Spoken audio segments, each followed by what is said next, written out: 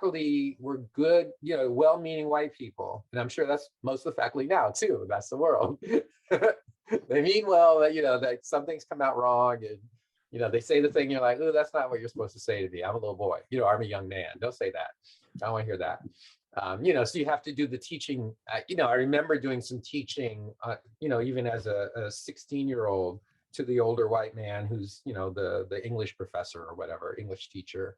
So, that stuff happened as well. So I know as a fact, there are teachers that well-meaning, good people, who I just know were not trained, prepared, maybe even eager to deal with if we had a major influx of very, what does it say, demonstrated academic ability and motivation from public schools who are Black and brown and just came to UHS. I don't know. I don't know about now, but I certainly know the UHS of 1981 to 85 wouldn't have been equipped to deal. Even me, I know that I remember Bruce Lamont, a dear friend of mine now. I mean, he admitted me. He said, like, when and I did, and granted, I was a bit of a bull in the china shop and had a big personality kind of thing, but he admitted to me, it's like, you scared the shit out of me when I was at UHS, that I just didn't know how to deal with a person like you. And he struggled with, and I know he wasn't the only one. There are other teachers who I know who I felt treated me like a problem in some ways. And yes, I was a pain in the ass. There's no doubt about it in a lot of ways, because I thought I owned the joint. Being picked on in class, like I was in the same unit. He's like teaching about Boys in the Hood. He's like asking me about like how I'm like, why are you asking me about how I feel about this movie? Like, it's just like things like that where, I don't know, like in 2020, what year did I graduate? Probably 2016 or something like that. You're like, is this still happening? I feel like we're all having this conversation about like microaggressions and cultural competency, but things like that, you kind of, and obviously not every teacher was like that, but there are some. And I think that a lot of people are like, we're so progressive at UHS. It's like, no, like there's still folks in your organization who just like aren't on the same page about certain things, or they think that they don't think that their impact is really like as big as it, because their intention is different than the way it's impacting people. So things like that. And I think some are misguided, not even just well-intentioned. Like I think that guy specifically was misguided in his approach in doing certain things, but like, I don't know, he probably sees it as like literary genius, and it's like, not really. Diane Schroeder, is she still there? Because I was a kid who was struggling at that school, she kind of had me under a magnifying glass. She was always trying to help me out in whatever way she could. Was that a good thing, or was that challenging at times? It was very challenging because it was almost like there was nothing that we could doing that was working. Because it was the gap between the education that I received at my middle school was in no way, shape, or form, even at the honors level, prepared me for what was going on at UHS. I was left in the dust by my best friends academically. In terms of like the teachers, I would say they did not play a role. I feel like it sounds like this is, you have a Black chemistry teacher now. That's great. I can't remember a single Black. Did I? I don't know if I had a Black teacher in high school, but the teachers, I don't think they thought about it as much. It didn't come up as much. I think I had maybe one English teacher where these conversations were more important. But in terms of like your typical, like the math, the science, the Western Civ, I don't think those teachers had as much of a concern with like looking at the diversity of the class and making sure everyone felt comfortable. Again, this is not statistical, but my recollection was many of the students of color were, I think you used the term access program. They were coming from A Better Chance. They were coming from Summer Bridge, and so there was the dual consciousness of all my friends that were at Philip Burton and Wash and out in Bernal Heights and Hunters Point, and just the transition every day of having to navigate these two worlds, and feeling like my peers understood it, but the adults really weren't equipped and made no effort to understand the burden of kind of managing that dual consciousness. And I used to be a graffiti writer and would take the 24 Divisadero, I think that's still running. And one day one of our rival graffiti crews got in the bus, which resulted, I was going to school. I was going to arrive on time. And if you know the Muni system, they have the windows on the back where you can pop open and jump out the windows. So I had to flee the bus. I had to run away. Got to school like 11 o'clock, and there was a perfunctory effort to just more condemn me for being late, as opposed to just understanding what I had to do to get to school. Right. And I actually liked the teacher, but he just wasn't equipped to understand on a daily basis what was required to navigate the two spaces. In high school, I was definitely very extroverted, very loud, you could say. So I think that there's some teachers who, just don't appreciate that. They're not a fan of that. And I was going into a math, what is it called? Like office hour with my teacher at the time. And I think my friend was coming for the same office hour. So we're really close with that teacher. And so we usually have like, a catch-up session. How are things going? Like what's going on with life? And then we get into like the nitty-gritty of like, what do you need help with for math? And the teacher, and she's a Black woman, she no longer works at UHS, but the teacher next to her, white male, he basically was like, hey, like as we're in the middle of like catching up, he's like, I have a call to take, like, can you guys like leave? And so we're like, oh, like, okay, like we could have just halted our conversation, while you were taking a call, but so we left.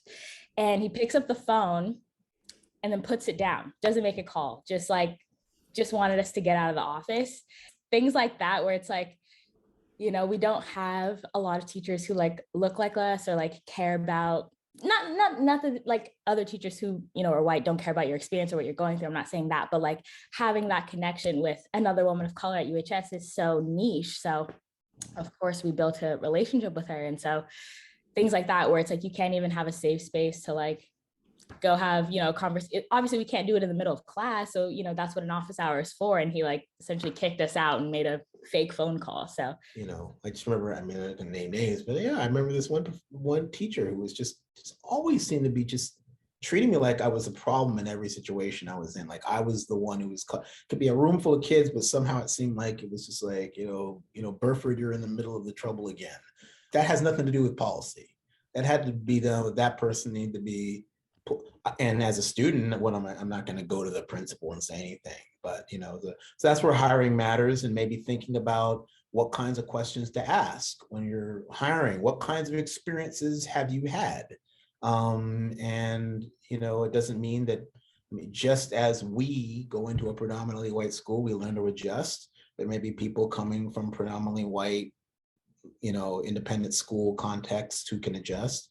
But there are going to be people who don't adjust well and perhaps need to, be aware of that. So just the managing of the culture of a diverse school. And I don't know if I feel like I don't really know as much about what UHS is now, but it's great that they have someone like you there doing some of this work, thinking about these questions, thinking historically about these questions too, because I think you're right that in different contexts, going to UHS during the Reagan presidency and going to UHS during the Obama presidency was probably a very different school experience. There were people whose names I couldn't remember who went out of their way to sit with me or to be even more demanding in a way, and that helped me. And that's what, lots of 17-year-olds need. And then there were people I had to have conversations about Blackness with. I remember, like an English teacher of some sort being like, what's wrong with reading this super racist book? And, I was kind of like, well, the way it depicts Black people is just not making me feel good about being in the room. I remember having that weird conversation as a 17-year-old with a grown man, but he just didn't really understand why. I can't remember the book. It was like a Joseph Conrad or something, but it was on the reading list, and we're reading it. And here come the savages doing shit, and I was like, excuse me, but couldn't we read something else? There is Toni Morrison now. By then there was Toni Morrison. It's kind of like, I don't know about this. I mean, the ones that hurt the most, because honestly, like, we didn't talk about microaggressions at the time, and that never really did it for me. I think we're kind of coming back around. Like, I think it's valid, but like, there are specific incidences where I have like an interaction with an adult, and I'm like, oh yeah, that person thinks I'm less. Like, that person does not know me. And I'll leave names out of it, but like, yeah, like actual interactions where like a teacher just showed their ass, and just like, it was clear that this person was like, hadn't been to no workshops around like their own baggage about who I was or wasn't. My grades, when they would come back, was kind of like a cry for help to get me out of the school, to get me somewhere that I could do well. But I never said that. Right. Like, I never asked my parents to take me out of UHS and send me somewhere else. But academically, I was just like, every class was a struggle. My writing, my English classes. I just kind of felt like some of the teachers there weren't as patient with me. I kind of got some what felt like, I don't know, backhanded remarks from them at times. I got a lot of, this shouldn't be that hard. Like, I taught you this many times, you should know this by now. But yeah, like throughout those 4 years, it was just kind of like that the entire time. But I think it's all along the line of just questioning, am I really valued here? And recognizing that my value was luckily because of something I did that the school valued, and my value came from my peers and other organizations who were not directly connected to the school. Because it was like a mental gladiator match at that high school. Everyone knew everybody's business. Everybody knew what scores you were getting and whatnot. And I would come home and I'd be talking about how these tests, this Western Civ test that destroyed me, got everybody else, all my other friends, like, blew out the park. I definitely think that, me as a kid at the time, I would have been very upset if my parents were to take me out of the school, but it would have been for my, definitely worked in my favor. Well, Western Civ still beating up on folks. I'll let you know that. And I remember making a professor cry, a grown white man cry, because he was like, I just never thought of it that way, kind of thing. You know what I mean? And I'm like, 18-year-olds shouldn't have to do that. I still believe that. You know what I mean? As we mature, we might be more enlightened to other ways of being and diversity, if you will. And I forget seeing with like the physics professor, and I don't even remember what it was about, but something I told him, and then I looked up and he's crying, and I'm like, dude, this is not your education. You know what I mean? But maybe it is. Maybe we're alongside each other. So I remember that the adults were reasonable, well-intentioned, seemed to work hard. But then I felt like I had to overwork a little bit. That's what these comments are, sharing with you. Like, I had to do a little more than maybe some of the white kids had to do. So at our height, there were 7 of us. And I felt like, how do I say this? My teachers, it was almost, they treated me like I was sort of handicapped. I remember in class when I had a math teacher. She was amazing, a really nice lady. But when she would go over something, you know, she'd have her back to the class, and she's looking at the whiteboard and she's writing something down. She'd turn around and you know, look at us, see if we're like paying attention, and then she would look over at me and she would like smile and like nod her head like, you got it. And then we'd be going through the exercises, and she would come over and kind of like whisper into my ear like like encouragement. Yeah. Which I liked. But I don't want that attention. Now the whole rest of the class is looking at me. Right. You know? Right. Yeah. This is kind of, maybe it's a step, like kind of, you know, ascent of man kind of thing, where this is the first step where you have a kind of expressed commitment to non-discrimination. But the next step is to kind of prepare yourself personally for when I'm faced with actual people with different experiences that are completely illegible to me, that I am, no matter how prepared I am pedagogically or even my area of expertise, I'm an illiterate when it comes to actually dealing with X kinds of people.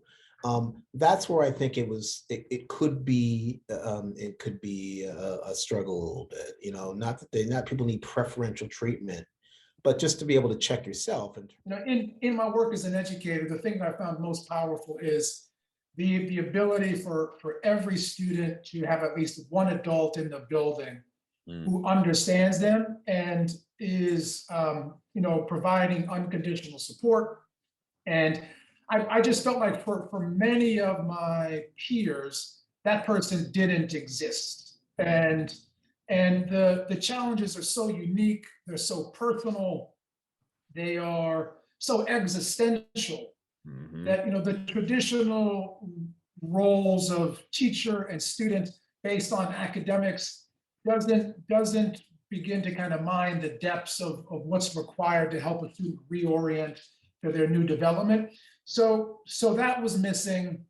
There was like Demond, I don't remember his title, but that they had a special focus on, you know, I could tell like they gave us a little bit of special attention. They were interested in making sure students of color felt in place. And I think like they took the initiative to organize these SDLC conferences and such.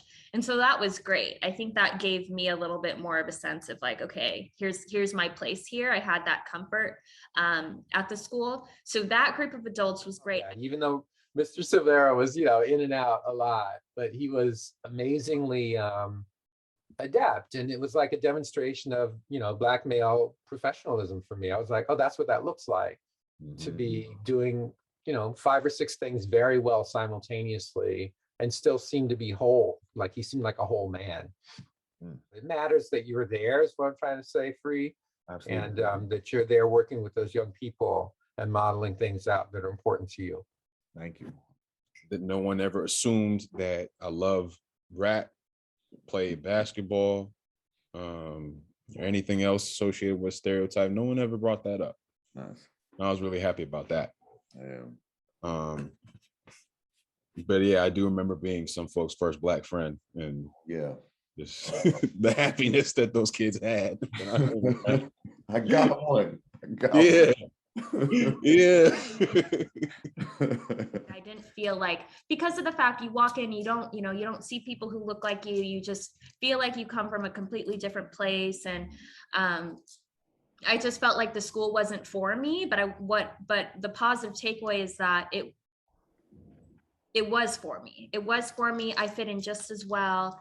And I just have to focus and do the work, and I can, and put my focus in the right place. Like I can succeed and get good grades. And I did. And I went to LMU and I studied chemistry, and I got to LMU and I was like, these classes are easy. Like what, like this is great. So overall, the value of hard work and just to ignore that imposter syndrome.